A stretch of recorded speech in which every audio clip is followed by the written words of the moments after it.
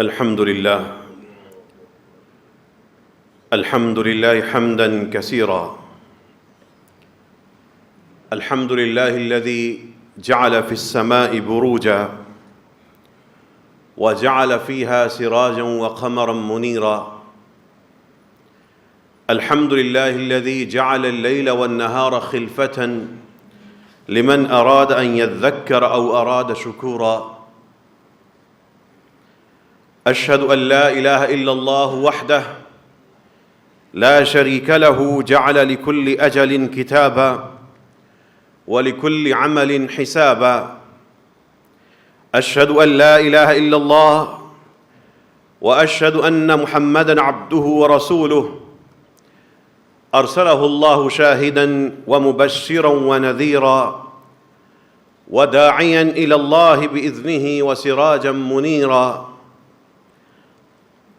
بلغ الرسالة وأدى الأمانة ونصح الأمة وجاهد في الله حق جهاده حتى أتاه اليقين.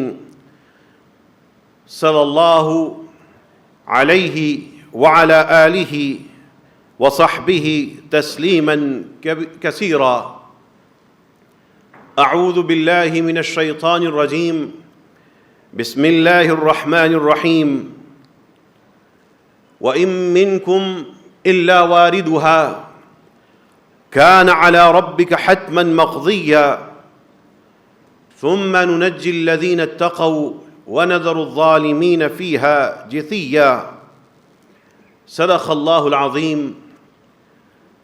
اللهم ربنا آتنا في الدنيا حسنة وفي الآخرة حسنة وقنا عذاب النار. اللهم إنا نسألك لسانا ذاكرا ونسألك علما نافعا ونسألك دعاء مستجابا. ويا ربنا نسألك قلبا تقيا منيبا. رسول اللہ صلی اللہ علیہ وسلم کا ایک پیارا منظر ابن عباس بیان کر رہے ہیں. رسول اللہ صلی اللہ علیہ وسلم سوار ہیں اور ابن عباس ان کے پیچھے بیٹھے ہوئے ہیں. رسول اللہ صلی اللہ علیہ وسلم انہیں مخاطب کر کے کہتے ہیں الا اعلمک کلمات ینفعک اللہ بہن. کیا میں تمہیں کچھ ایسی باتیں نہ بتاؤں کہ اللہ تعالیٰ اسے تمہیں بہت فائدہ دے؟ فقلت بلا. ابن عباس کہتے ہیں کیوں نہیں اللہ کے رسول بتلائیے. فقال رسول اللہ صلی اللہ علیہ وسلم نے ان کو چند جملے کہے. پہلا جملہ تھا احفظ اللہ یحفظک. ابن عباس اللہ کی حفاظت کرنا وہ تمہاری حفاظت کرے گا. احفظ اللہ یحفظک. تم اللہ کو سنبھال کے رکھنا وہ تمہیں سنبھال کے رکھے گا. احفظ اللہ یحفظک. تم اللہ کا خیال رکھنا اللہ تمہارا خیال رکھے گا. احفظ اللہ. جملے کی خوبصورتی دیکھیے، اختصار دیکھیے، جمال دیکھیے، حقیقت دیکھیے، پختگی دیکھیے، ہمیشگی دیکھیے. احفظ اللہ یحفظک. تم اللہ کو سنبھال کر محفوظ رکھنا، اس کا خیال رکھنا. یحفظک. وہ تمہارا خیال رکھے گا، وہ تمہیں سنبھال لے گا. رمضان میں اللہ کا خیال رکھنے والوں، شوال میں بھی اللہ کا خیال رکھنا ہے. احفظ اللہ. اللہ کا خیال یہ ہے کہ اللہ کا حق اس کو سنبھالا جائے. نماز اللہ کا حق ہے، اللہ تعالیٰ کا حق اس کا ذکر ہے، اس کی نعمتوں کا شکر ہے، اس کے دیے ہوئے پر، اس کے کہے ہوئے پر عمل ہے، اس کے باز کیے ہوئے پہ رک جانا ہے.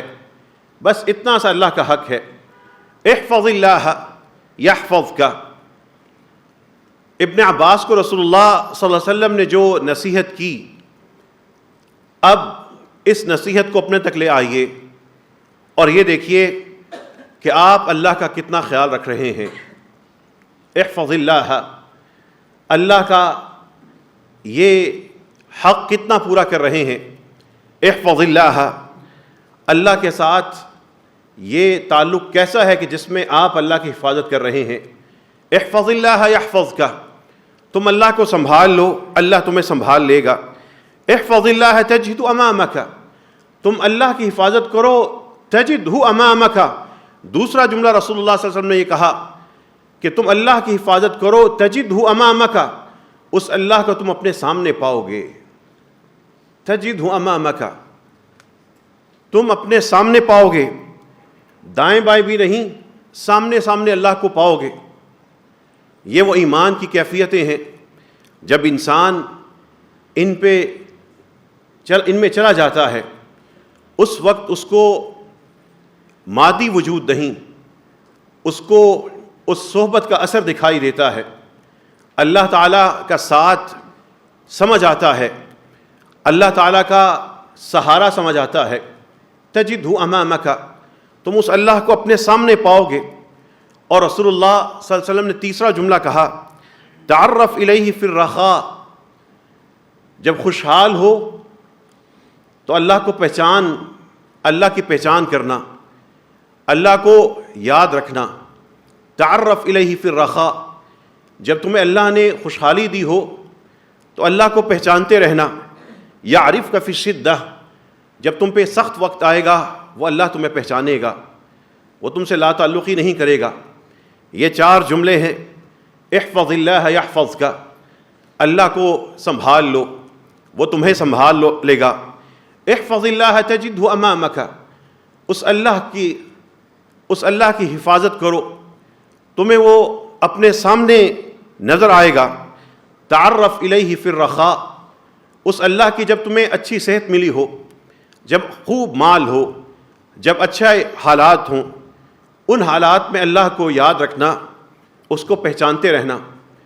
وہ یعرفک فی الشدہ، وہ تمہیں سختی میں پہچانے گا۔ رسول اللہ صلی اللہ علیہ وسلم کا ابن عباس کے ساتھ یہ سفر آپ کے ذہنوں میں صبح و شام رہنا چاہیے، یہ کلمات آپ کی سوچوں کا حصہ ہونا چاہیے۔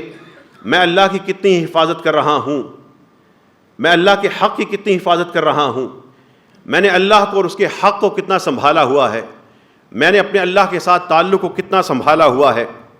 یہ تو نہیں ہوتا کہ ایک غلیظ قسم کا منظر آتا ہے، ایک غلیظ قسم کا ڈرامہ آتا ہے، ایک بیہودہ قسم کا سیاسی بیان آتا ہے، ایک مفاد پرست قسم کا فتویٰ آتا ہے، میں اس ڈرامے اور اس منظر اور اس کلپ کے پیچھے چلتے ہوئے، اس ایک سکرین شاٹ کے پیچھے میں اپنے رب کو کھو دیتا ہوں، میں اپنے رب کی حفاظت نہیں کر پاتا۔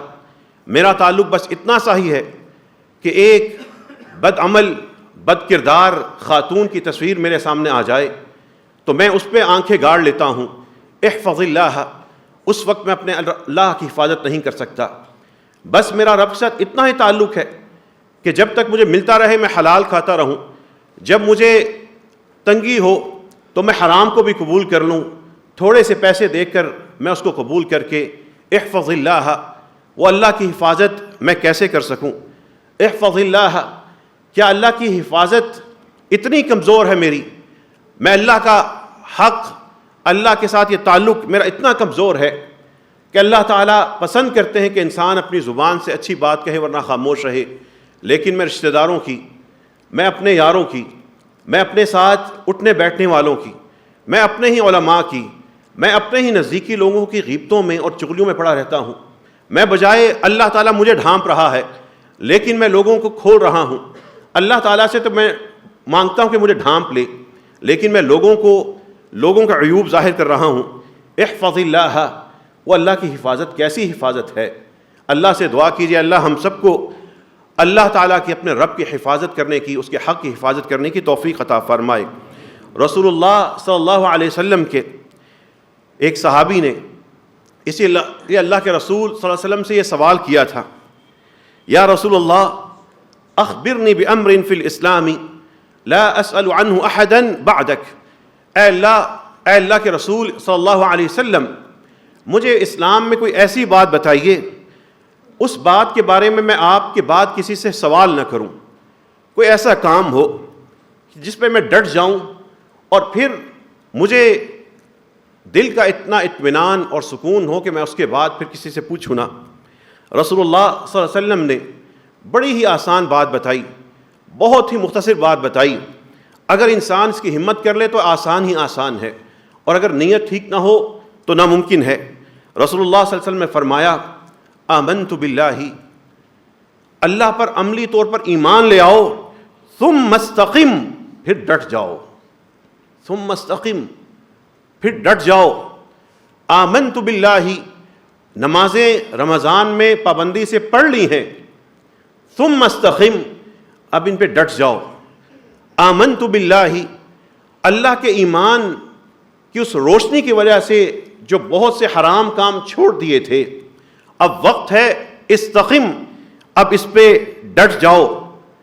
ثم استقم، اب ان پہ ڈٹ جاؤ اور ان کاموں کو چھوڑ ہی رکھو، اب وہ دوبارہ تمہاری زندگی میں داخل نہ ہوں۔ جن معمولات میں نیکیوں میں اضافہ ہوا تھا ان پہ بھی ڈٹ جاؤ، وہ زندگی بھر چیزیں چلتی رہیں۔ رسول اللہ صلی اللہ علیہ وسلم ہمیں ہماری زندگی کے طریقے سمجھا کے جا رہے ہیں کہ یہ زندگی کے یہ جو سارے کے سارے ماہ و سال ہیں، یہ جو دن ہیں، یہ رات ہیں، یہ ہم کن آزمائشوں میں اور کن راستوں میں ہیں۔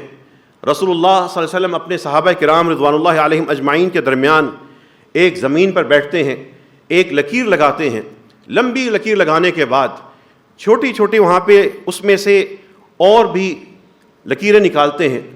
لمبی لکیر لگاتے کے بعد کہتے ہیں ھذا سبیل اللہ، ھذا سبیل اللہ، یہ لمبی لکیر جو میں نے درمیان میں لگائی ہے، ھذا سبیل اللہ، یہ اللہ کا راستہ ہے۔ رک جائیے حدیث مکمل ہونے سے پہلے، ھذا سبیل اللہ، اس مسجد میں موجود ہر شخص یہ بتائے ھذا سبیل اللہ، کیا اللہ کے راستے پہ فحاشی ہوتی ہے؟ ھذا سبیل اللہ، کیا اللہ کے راستے پر آنکھوں کی خیانت ہوتی ہے؟ ھذا سبیل اللہ، کیا اللہ کے راستے پہ چلنے والا بے نماز ہوتا ہے؟ ھذا سبیل اللہ، کیا اللہ کے راستے پہ چلنے والا سیاستدان ہوں، بیوروکریٹ ہوں، فوجی ہوں، پڑوسی ہوں، کولیگ ہوں، اپنے دفتر کے یونین کے لوگ ہوں، کیا اس کے لیے یہ نیکی کا کام ہے کہ وہ لوگوں کو عیب ظاہر کر کے پوسٹیں کرتا پھرے؟ ھذا سبیل اللہ، یہ اللہ کا راستہ ہے۔ اپنا اپنا دیکھیے، اگر گھر میں میوزک اور ڈرامے اور فلمیں اور بے پردگی اور مخلوط کلچر ہے، تو پھر رسول اللہ صلی اللہ علیہ وسلم کی حدیث کو سامنے رکھ کر یہ بتائیے کہ ھذا سبیل اللہ، کیا ہم اللہ کے راستے پہ ہیں؟ ھذا سبیل اللہ، کیا ہماری بیٹیاں اور بہنیں اللہ کے راستے پہ ہیں؟ ھذا سبیل اللہ، جب اذانیں ہوتی رہتی ہیں لیکن نمازیں نہیں پڑھتے، پورا گھر فجر کے وقت سویا ہوتا ہے، کیا یہی اللہ کا راستہ ہے؟ احفظ اللہ، کیا یہی اللہ کے حقوق کی حفاظت ہے؟ رسول اللہ صلی اللہ علیہ وسلم فرما رہے ہیں ھذا سبیل اللہ، یہ اللہ کا راستہ ہے۔ ثم خط خطوط عن یمین الخط و یسارہ، لمبی لکیر لگانے کے بعد رسول اللہ صلی اللہ علیہ وسلم نے دائیں اور بائیں چھوٹے چھوٹے راستے نکال دیے اور کہنے لگے ھذہ سبل علی کل سبیل منہا شیطان، اس صراط مستقیم اور صراط اللہ کے ساتھ ساتھ یہ ننھی لکیریں، یہ راستے ہیں شیطان کے، ہر راستے پر ایک شیطان بیٹھا ہے، یدعو الیہ، وہ پکار رہا ہے، وہ پکار رہا ہے۔ پھر رسول اللہ صلی اللہ علیہ وسلم نے ایک آیت تلاوت کی وَأَنَّ هَذَا صِرَاطِي مُسْتَقِيمًا، اور یہ کہ میرا راستہ یہ سیدھا ہے، فَاتَّبِعُوهُ، اس کے اوپر چلتے رہنا، وَلَا تَتَّبِعُوا السُّبُلَ، اور دوسرے راستوں کی طرف نہ دیکھنا، اس پہ نہ چلے جانا۔ یہاں پر اس آیت اور پھر جو میں حدیث بیان کر رہا ہوں ان دونوں کو ملا کر ایک منظر بنائیے اور پھر اپنے اپنے گھر کے افراد کو رکھیے کہ وہ کس راستے پر ہیں۔ ہم میں سے کون فحاشی کے راستے کی طرف جا چکا، کون سبیل اللہ پہ چلتے چلتے حرام کے راستے پہ اتر گیا، کون سبیل اللہ پہ جاتے جاتے شیطان بلا رہا تھا، فحاشی کی دعوت دے رہا تھا، وہ تنہائی میں فحاشی کا شکار ہو گیا. اپنے اپنے خاندان کا ایک نقشہ بنائیں، بیٹوں بیٹیوں کا، ماں باپ کا، خاندان کا، میاں بیوی کا، اور رکھتے جائیے کہ یہاں پر رسول اللہ صلی اللہ علیہ وسلم اگر خط لگا رہے ہوتے اور ہمیں سمجھاتے کہ یہ راستہ ہے اور یہ ایک دائیں بائیں شیطان کے راستے ہیں، تو پھر آخر میں اپنا بھی دیکھیے کہ میں کس راستے پہ چل رہا ہوں. رسول اللہ صلی اللہ علیہ وسلم کا تو سمجھانا آسان تھا، حدیثیں آسان تھیں، دین پر عمل نیت ہو تو انتہائی آسان تھا. لیکن ہمیں کیا ہوا؟ جو میں نے آیت پڑھی ہے، اس راستے پہ چلتے چلتے ہم پہنچیں گے کہاں؟ خواہ ہم اللہ کے راستے پہ چلیں، خواہ ہم شیطانوں کے راستوں کی طرف چلے جائیں. ہمارا اختتام کیا ہے؟ جس طریقے سے آپ گھر سے چلے تھے، دفتر سے آئے تھے، ایک نیت کر کے آئے تھے کہ میں مسجد میں جمعہ پڑھنے جاؤں گا، یہاں تک آپ پہنچ چکے، یہاں تک اللہ کی توفیق سے پہنچ چکے. اسی طریقے سے، بالکل اسی طریقے سے، اس سے زیادہ حقیقت اور حق کے ساتھ ہم نے ایک جگہ پہنچنا ہے. وہی میں نے آیت پڑھی تھی، وَإِن مِّنكُمْ إِلَّا وَارِدُهَا. ایک جہنم ہے، اس جہنم کے اندر اللہ نے آگ بھڑکائی ہوئی ہے، اس کی گہرائی اتنی ہے کہ اگر ایک پتھر پھینکا جائے وہ گرتا جائے گا، گرتا جائے گا، گرتا جائے گا، اس کو 70 سال تو لگیں گے اس جہنم کے نیچے پہنچتے ہوئے. اس جہنم کے اوپر اللہ تعالیٰ نے ایک پل رکھا ہے، اس کو پل صراط کہتے ہیں. ہر انسان نے وہاں سے گزرنا ہے، ہر انسان نے وہاں سے گزرنا ہے، نہیں کسی نے بچنا، نہیں کسی نے وہاں سے فرار ہو سکنا، اس پل سے گزرنا ہے. قرآن کہہ رہا ہے وَإِن مِّنكُمْ إِلَّا وَارِدُهَا. تم میں سے ہر کوئی اس دوزخ کے اوپر اس مرحلے میں آ کے رہے گا. وَارِدُهَا كَانَ عَلَى رَبِّكَ حَتْمًا مَقْضِيًّا. یہ تمہارے رب نے ایک طے شدہ فیصلہ ہے اور اس رب کے ذمہ مقرر ہو چکا ہے. اللہ کے ذمہ تو کچھ مقرر نہیں ہو سکتا، لیکن یہ اتنا بڑا حق ہے کہ گویا کہ رب نے اپنے ذمہ یہ مقرر کیا ہوا ہے. كَانَ عَلَى رَبِّكَ حَتْمًا مَقْضِيًّا. یہ ماں کو، باپ کو، بیٹے بیٹی کو، بہن اور بھائی کو رکھ کے سوچیں. ہر انسان نے جب وہاں پہ پہنچنا ہے، جن کے اعمال اچھے نہیں ہوں گے انہوں نے وہیں سے گر جانا ہے، وہیں سے گر جانا ہے. اگر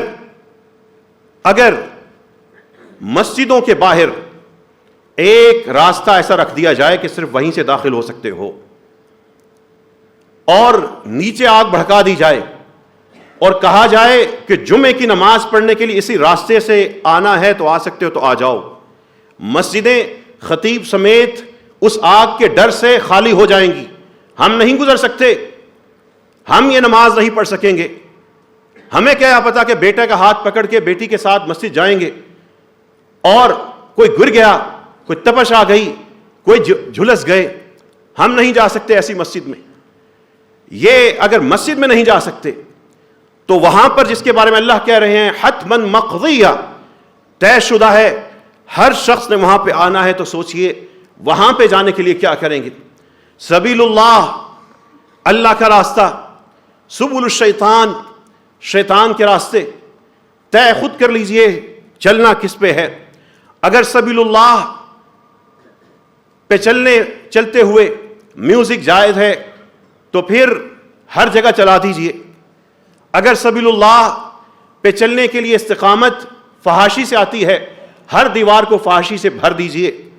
اگر سبیل اللہ انسان کما سکتا ہے حرام سے تو سارے حرام کو عام کر دیجئے. لیکن اگر ان چیزوں کی وجہ سے سبیل اللہ، خود سوچئے، اپنے ضمیر کو سامنے رکھے، اس سے فیصلہ کروائیے. تو پھر اگر یہ سب چیزیں سبیل اللہ سے ہٹاتی ہیں تو پھر اپنے بارے میں سوچئے کہ میں سبیل الشیطان پہ ہوں، سبل الشیطان پہ ہوں، شیطان کے راستوں پہ ہوں یا اللہ تعالیٰ کے راستے پہ ہوں. رسول اللہ صلی اللہ علیہ وسلم کی اس حدیث اور پھر جو آیت کان علی ربک حتما مقضیہ، ان کو ملا لیں. یہ راستے اللہ کا ہو یا شیطان کا ہو، آخر میں اسی جگہ پہ جانا ہے جہاں پہ نیچے دہکتی ہوئی آگ ہے، اوپر بندے کے پاؤں ہیں، پھسلتا ہے اور گر رہا ہے، اور پھر گرتے ہی جلتا جا رہا ہے اور دوسرا خوش نصیب پار ہو رہا ہے. اللہ تعالیٰ یہاں پہ خوشخبری دیتے ہیں. خوشخبریاں ان کو ملتی ہیں جو اصحاب عمل ہوتے ہیں، صاحب عمل ہوتے ہیں. اس سنگین منظر کو بیان کرنے کے بعد قرآن کہتا ہے ثم ننجی الذین اتقوا، پھر ان لوگوں کو ہم اس منظر سے بچا لیں گے جو بچ کے چلے ہوں گے، رمضان میں بچنے کے بعد شوال میں بھی بچے ہوں گے، ذوالقعدہ ذوالحج میں بھی بچے ہوں گے، رجب شعبان میں بھی بچے ہوں گے۔ وہ ان کا منافقانہ سا ایمان نہیں ہے، وہ اللہ کی اپنی زندگی بھر کی روش آمنو، وہ مسلسل ایک روش پہ چلتے ہیں۔ ثم ننجی الذین اتقوا، پھر جو بچ کے آئے ہوں گے ان کو ہم خود بچا لیں گے، ہم بچا لیں گے، ننجی ہم بچا لیں گے، وَنَذَرُ الظَّالِمِينَ فِيهَا جَثِيًّا، اور ہم اس میں ظالموں کو پھینکتے جائیں گے، چھوڑتے جائیں گے، وہ حسرت کے مارے سر اپنا رکھ کے نیچے بیٹھ کے پچھتا رہے ہوں گے، اور اسی حالت میں ہم ان کو چھوڑ دیں گے۔ یہ رسول اللہ صلی اللہ علیہ وسلم کی جو پچھلی میں نے حدیث ذکر کی ہے، اس آیت کو ملا کر سوچ لیجئے کہ ہم کہاں ہیں، کہاں جا رہے ہیں۔ یہ خطبے دینا، یہ خطبے سننا، یہ کوئی مذاق نہیں ہے، یہ کوئی قومی تہوار نہیں ہے، یہ کوئی عرس یا میلہ یا اس طرح کا معاملہ نہیں ہے۔ یہ یہاں پر موجود ہر شخص کا انجام، سچا انجام، یا ثواب ہے یا عذاب ہے، اس کے بارے میں خبردار کرنا ہے۔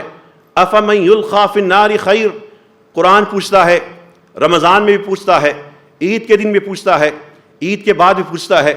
افمن یلقی فی النار خیر، لوگوں ذرا بتاؤ تو صحیح، جس شخص کو آگ میں ڈال دیا جائے، خیر، وہ بہتر ہے، ام من یأتی آمنا یوم القیامہ، یا جو قیامت کے دن بے خوف ہو کے وہاں پہ آئے۔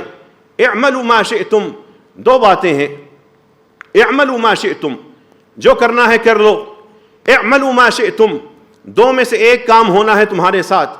افمن یلقی فی النار خیر ام من یأتی آمنا یوم القیامہ، جو دوزخ میں ڈال دیا جائے، یلقی، نیچے کی طرف ڈال دیا جائے، نیچے پھینک دیا جائے، یلقی فی النار خیر ام من یأتی آمنا یوم القیامہ، یا جو بے خوف ہو کے آ رہا ہو۔ یہ دو معاملے ہیں، بتاؤ تو صحیح ان میں سے بہتر کون سا ہے؟ قرآن کہتا ہے اعملوا ما شئتم، جو کرنا ہے کر لو۔ اللہ تعالیٰ فرماتے ہیں فمن زحزح عن النار، جس شخص کو آگ سے بچا لیا گیا، وادخل الجنہ، اور جنت میں اس کو داخلہ دے دیا گیا، فقد فاز، وہی تو کامیاب ہوا۔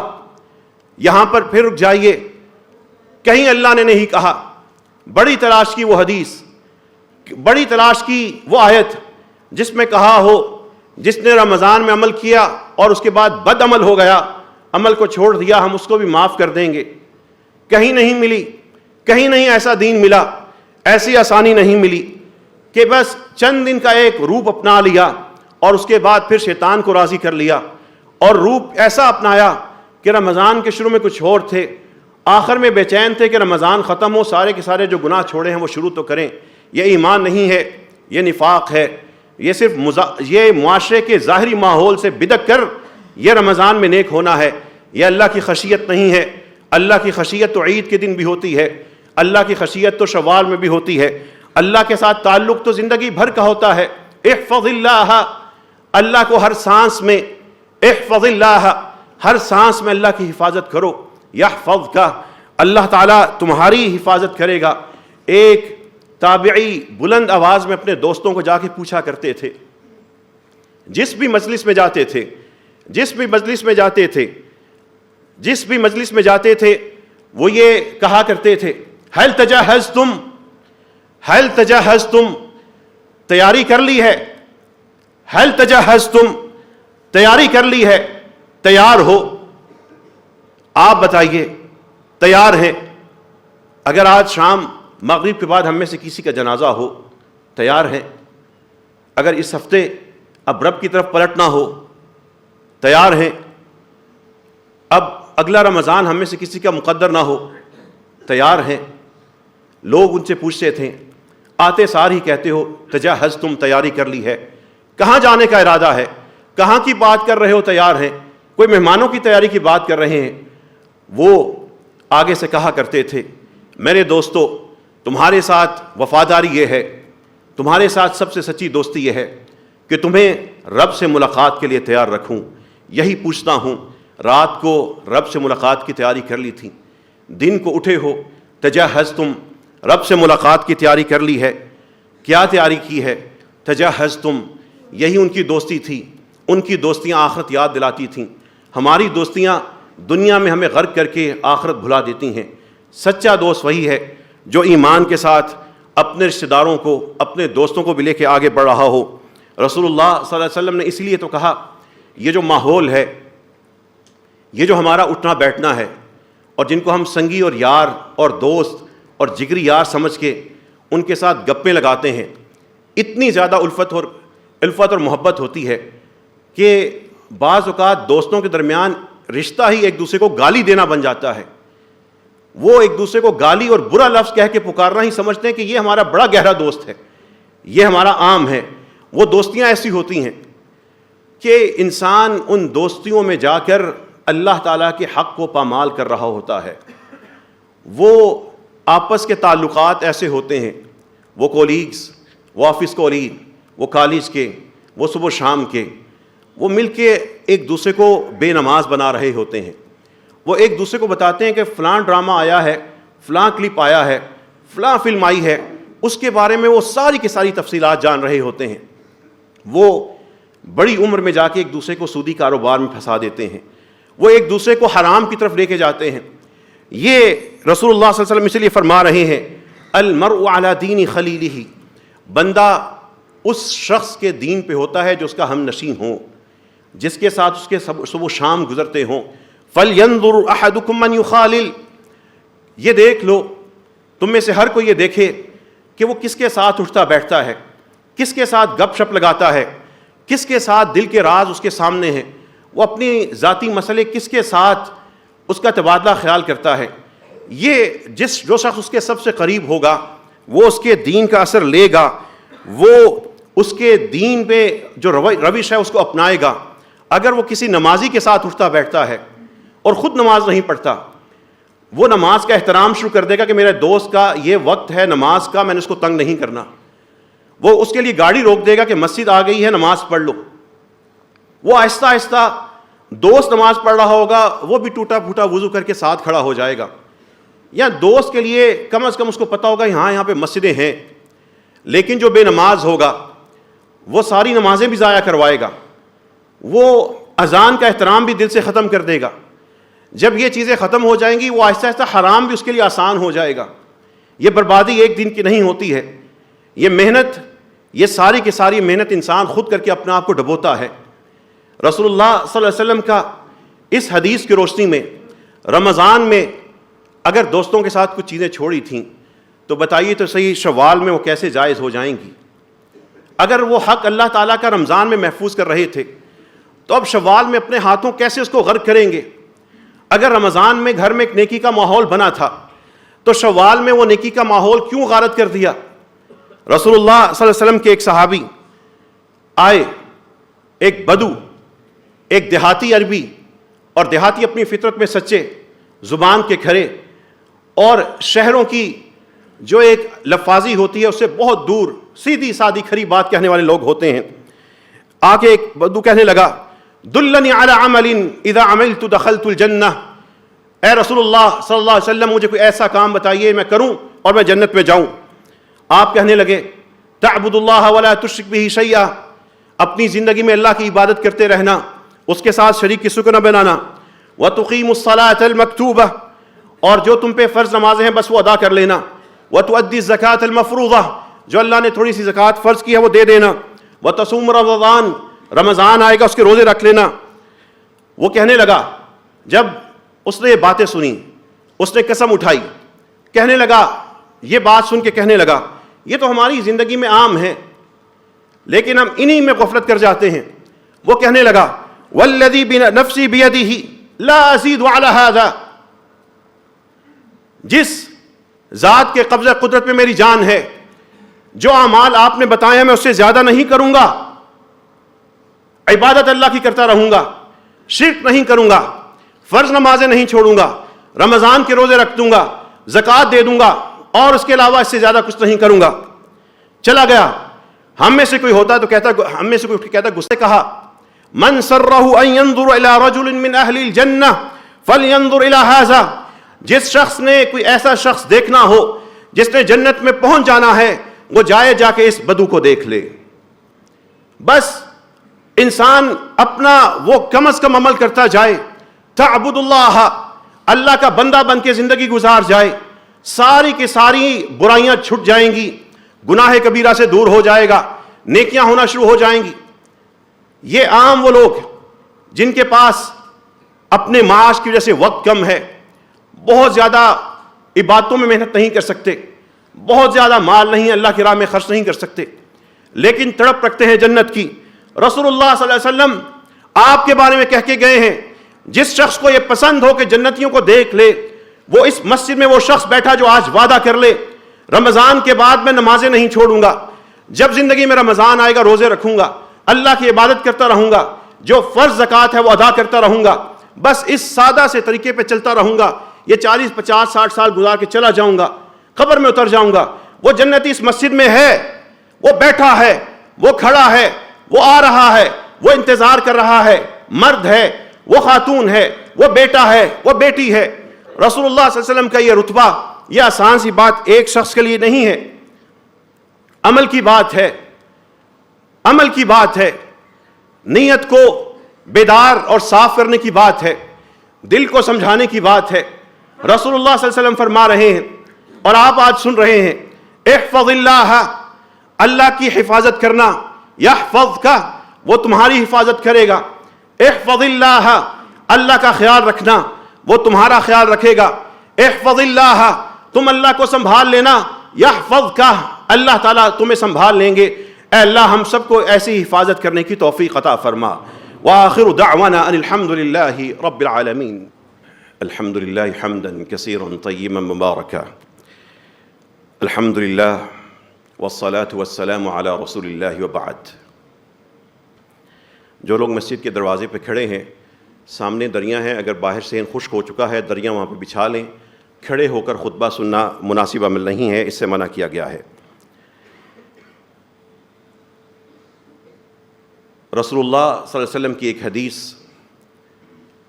سننے سے پہلے ایک سوال کا جواب چاہیے.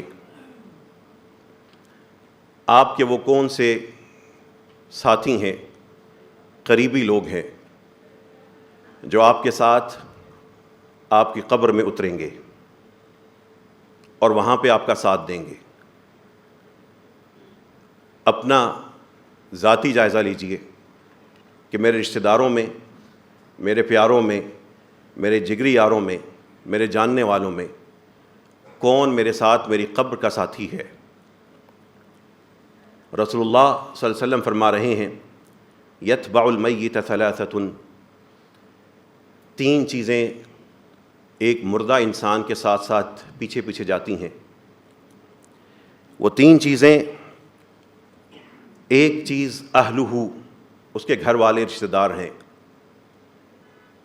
وہ پیچھے پیچھے جاتے ہیں, قبرستان تک جاتے ہیں. ومالہ, اور اس شخص کا مال, اس کی سماجی حیثیت کے مطابق تعلقات, وہ بھی پیچھے پیچھے قبر تک جاتے ہیں. وعملہ, اور اس شخص نے زندگی میں اچھا برا جو بھی عمل کیا ہو وہ بھی اس کے ساتھ ساتھ ہی جاتا ہے. یہ تینوں پیچھے جاتے ہیں. فیرجع اثنان, 2 نے پلٹ آنا ہوتا ہے. ویبقى واحد, ایک پھر وہیں پہ رہ جاتا ہے. گھر والے سپرد کر کے واپس آ جاتے ہیں اور انہوں نے واپس ہی آنا ہوتا ہے. اور مال اسی وقت تک ہے جب تک قبر کے بند نہیں کیا جاتا, اور پھر انسان کا اس مال نے بھی ساتھ چھوڑ دینا ہے. اب انسان تنہا ہے, اور اس تنہائی میں جو چیز اس کے ساتھ رہے گی وہ ہے اس کا عمل. عمل, کام, اس کی کاوش, اس کی محنت, اس کا نمازوں کے لیے اٹھنا, اس کا جستجو کرنا, اس کا رب کو تلاش کرنا, اس کا رب کو پیار کرنا, اس کا رب کے سامنے گڑ گڑانا, اس کا وہ حرام سے بچ جانا, وہ حلال پہ چلتے رہنا, وہ قرآن سننا, وہ زکوٰۃ دینا, وہ مدد کرنا, وہ ڈھانپنا, وہ درگزر کرنا, وہ معاف کرنا, وہ رونا, وہ خشیت, وہ خوف, وہ تقوی, وہ قیام, وہ صیام, وہ زکوٰۃ, وہ صدقہ, وہ خیرات, وہ نصیحت, وہ نصیحت کرنا، وہ نصیحت سننا، وہ علماء سے محبت، وہ بدل بدل کے ایک آیت کو سننا، وہ لہجے بدل بدل کے آیات کا لطف اٹھانا، وہ قرآن کو صبح پڑھنا، شام کو پڑھنا، وہ کچھ یاد کر لینا، کچھ بھول کے پھر یاد کر لینا، وہ قرآن کی آیات پہ رکنا، رسول اللہ صلی اللہ علیہ وسلم کی احادیث کو پڑھنا، ان احادیث میں اپنی آخرت تلاش کرنا، وہ ماں باپ کی خدمت، وہ ماں کے پاؤں دبانا، وہ باپ کا سہارا بننا، وہ بیٹی کو اپنے لیے رب کی بشارت سمجھ کے اس بیٹی کے ذریعے دوزخ سے چھٹکارا پانے کی سعی کرنا، وہ اپنے بیٹی کی تربیت اس لیے کرنا کہ میرے بعد یہ نیک میرے ساری کے سارے اوپر کی نسل کے درجات کو بلند کرنے والی دعائیں کرے گا۔ وہ عمل ہے جو قبر میں ساتھ ہوگا۔ اور اپنے اپنے عمل کے بارے میں یہ سوچ لیجئے، عمل کیسا جا رہا ہے۔ رمضان کے بعد شوال کے جو چند دن گزرے ہیں اس کا حساب کر لیجئے۔ رمضان تو جا چکا، شوال کا حساب کر لیجئے۔ اور آج جب مسجد سے نکل کر جوتے پہنیں گے، اس جوتے کو پہننے سے پہلے ذرا جھک کر پورا اپنے پاؤں کا جائزہ لیجئے گا۔ جب وہ جوتا پہنیں گے تو رسول اللہ صلی اللہ علیہ وسلم کی ایک حدیث یاد کیجئے گا۔ رسول اللہ صلی اللہ علیہ وسلم فرما رہے ہیں، الجنت اقرب الی احدکم من شراک نعلہ، جو ایک شخص کی جنت ہے وہ اس کے جوتے کے تسمے سے زیادہ اس کے نزدیک ہے، اور والنار مثل ذلک، اور دوزخ بھی اس سے اتنی ہی نزدیک ہے جتنا اس کا جوتے کا تسمہ نزدیک ہے۔ ہم ابھی یوں سامنے دیکھ رہے ہیں، اللہ تعالیٰ کی طرف سے حکم آیا، ہماری نگاہیں گرنی ہیں یوں کر کے، اور اس کے بعد ہماری جو نظر جہاں پہ جا رہی ہے، یہ یہاں پہ ہماری جنت اتنی نزدیک ہے اور دوزخ بھی اتنی نزدیک ہے۔ اتنے خطرناک مقام پہ کھڑا ہوا انسان بے نمازی کیسے ہے؟ اتنے خطرناک مقام پہ کھڑا ہوا انسان حرام کیسے کما کھا رہا ہے؟ اتنے خطرناک مقام پہ کھڑا ہوا انسان گھر میں جا کے بڑی سی اسکرین لگا کر صوفے پہ بیٹھ کر اے سی چلا کے ٹھنڈے ماحول کے اندر وہ ڈرامے، فلمیں اور میوزک اپنے بچوں کو لگا کے کیسے جی رہا ہے؟ اتنے خطرناک مقام پر اللہ تعالیٰ نے انسان کو لا کے کھڑا کیا ہے، وہ انسان کیسے گناہ صغیرہ اور گناہ کبیرہ کو کیے جا رہا ہے۔ آج جب جوتے پہنیں گے تو اپنی جنت اور اپنی دوزخ کو یاد کروانے کے لیے آپ کا جوتا کافی ہے۔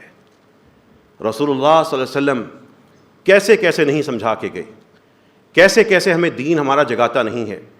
وہ جو ایک تسمہ ہے، اس تسمے سے زیادہ جہاں پہ آپ کا ہاتھ پہنچتا ہے، وہ آپ کا ہاتھ آپ کی جنت پہ پہلے پہنچتا ہے۔ وہ تسمہ جہاں پہ آپ کا ہاتھ جاتا ہے وہاں پہ دوزخ ہے، وہاں پہ بھی آپ کا ہاتھ پہلے پہنچتا ہے۔ رسائی اللہ تعالیٰ نے دوزخ کی بھی دی ہے اور جنت کی بھی دی ہے۔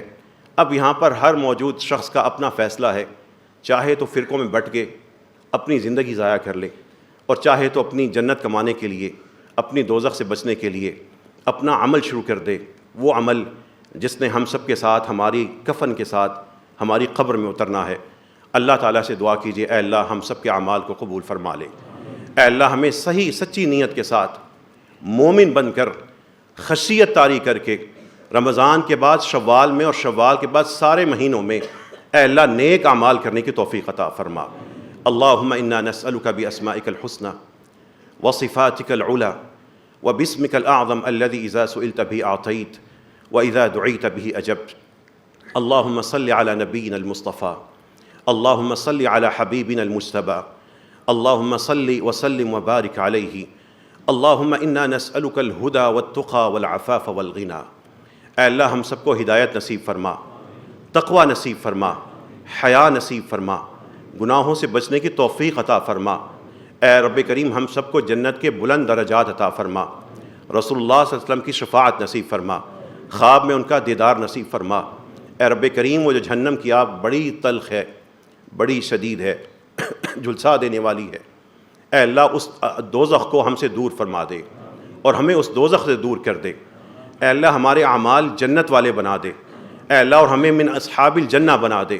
رب کریم وہ جو دوزخ اور جنت ہمارے تسموں سے بھی نزدیک ہے، اے رب کریم ہم اس پہ ایمان لائے، اے اللہ ہمیں اپنی جنت کے لیے کوشش کرنے کی توفیق عطا فرما۔ اے اللہ ہم میں سے جو بکھرے ہوئے ہیں ان کو سمیٹ دے، جو بہکے ہوئے ہیں ان کو ہدایت عطا فرما، جو حرام کی روش پہ ہیں، حرام کماتے سنتے دیکھتے پہنتے پہناتے ہیں یا گھروں میں پالا ہوا ہے، اے اللہ اپنے حلال کے ذریعے ان کو اس حرام سے آزادی نصیب فرما دے۔ اے رب کریم جو اپنے گھروں میں اپنے خاندانوں میں گناہوں کی پرورش کر رہے ہیں، اے اللہ ان سب کو ان گناہوں سے توبہ کرنے کی توفیق عطا فرما۔ اے رب کریم ہم سب کو اپنے اپنے ماں باپ کو، اپنے بیٹے بیٹیوں کو، اپنے بہن بھائیوں کو، اپنے رشتہ داروں کو، اپنے دوستوں کو آخرت کے لیے، اپنے حساب کے لیے، قبر میں اترنے کے لیے تیاری کرنے کی توفیق عطا فرما۔ اے رب کریم ہم سب سے راضی ہو جا، اے اللہ ہم سب سے راضی ہو جا، ہمارے صغیرہ اور کبیرہ گناہ معاف فرما دے۔ اے اللہ جتنے ہمارے بیمار ہیں ان کو شفا عطا فرما، جو تڑپ رہے ہیں ان کو سکون عطا فرما۔ اے اللہ جو تڑپ رہے ہیں ان کو سکون عطا فرما۔ ہماری ایک بہن یاداشت کھو بیٹھی ہیں، ایکسیڈنٹ کے بعد اپنے بچوں کو بھی نہیں پہچان رہی۔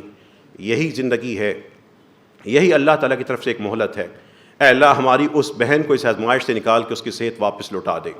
اے رب کریم ہم میں سے کسی کو بھی ایسے حادثے سے، جلنے سے، غرق ہونے سے، سخت تکلیف دہ موت سے، رب کریم ڈوبنے سے، دب کے مرنے سے، زلزلے میں مرنے سے، سیلاب کی تباہ کاری میں مرنے سے، اے رب کریم ہماری نسلوں کو بھی ایسی آفات سے، ایسے حادثات سے بچا لے۔ اے اللہ جن کے مقدر میں کوئی بیماری ہے، ان کے جسم میں کوئی بیماری بن چکی ہے وہ لا علم ہے یا بننی ہے، اے اللہ دعا تقدیر کو بدل دیتی ہے، اے اللہ اس بیماری کو ہم سب سے ٹال دے۔ اے اللہ ہمیں سرطان سے، کینسر سے، ہیپاٹائٹس سے، گردوں کے فیل ہونے سے، ان تکلیف دہ بیماریوں سے اللہ ہم سب کو محفوظ فرما۔ اے اللہ ہمارے دلوں کو بھی ہدایت نصیب فرما۔ اے اللہ ہمیں خود عمل کرنے کی، اصلاح کرنے کی توفیق عطا فرما۔ اے اللہ اپنی طرف سے جو بے حساب حلال رزق ہے ہم سب کو عطا فرما۔ اے اللہ زبان وہ عطا فرما جو تیرا ذکر کرتی رہے، دل ایسا بنا دے جو تیری طرف پلٹتا رہے، زندگی ایسی بنا دے جو تیرے لیے صرف ہوتی رہے۔ اے اللہ ہمیں اولاد ایسی بنا دے جس کی دعاؤں سے ماں باپ کے صدقہ، ماں باپ کے درجات بلند ہوتے رہیں۔ اے اللہ ہم سب کو اور ہماری اولادوں کو، ہماری نسلوں کو نماز قائم کرنے والا، نماز کا پابند بنا دے۔ اے رب کریم ہم تیری ہی طرف پلٹتے ہیں، تیرے سوا کسی کی طرف نہیں پلٹتے، اسی توحید کا واسطہ ہے۔ اے اللہ ہمیں اپنی طرف پلٹنے والا سچا عبد منیب بنا دے۔ اے رب کریم ہم سب کو رمضان کے بعد بھی استقامت نصیب فرما، جو پھر گناہوں میں چلے گئے ہیں ان کو پھر ان گناہوں سے نکال دے، جو نیکیوں کی روش پہ چلے ہیں اللہ ان کو استقامت نصیب فرما۔ ربنا آتنا فی الدنیا حسنہ وفی الآخرۃ حسنہ وقنا عذاب النار وآخر دعوانا ان الحمد للہ رب العالمین۔